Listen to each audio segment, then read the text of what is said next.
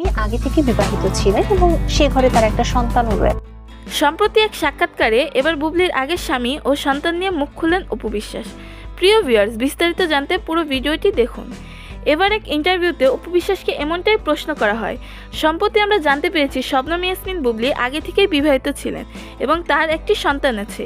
এই বিষয়ে আপনার কি মতামত? এবার অপু বিশ্বাস বুবলিকে তেমন উল্টাপাল্টা কোনো কথাই বলেননি। তিনি বলেছেন এটা একটি সেন্সিটিভ বিষয়, এই বিষয়ে তিনি কোনো মন্তব্য করতে চান না। এটা বুবলির একান্তই ব্যক্তিগত ব্যাপার। এর আগে তার কোথায় বিয়ে হয়েছে কি হয়নি, সন্তান আছে কি না, এই বিষয়ে কোনোভাবে আগ্রহী নয় অপু বিশ্বাস। দেখেছি যে মানে তার আগের বিয়ে বা সন্তান বা কিছু একটা ওয়ার্ডে পারে, কিন্তু তিনি এটা বলেন যে এই বিষয়টি তিনিও দেখেছেন নেট মাধ্যমে, যে বুবলির সাকিবের পূর্বে স্বামী ছিল এবং সে সংসারে একটি মেয়ে সন্তানও ছিল। সম্প্রতি কিছুদিন আগে এই তথ্যটি নেট মাধ্যমে প্রচার হয়, কিন্তু এখন পর্যন্ত এই তথ্যটি নিয়ে বুবলি মুখ খোলেননি।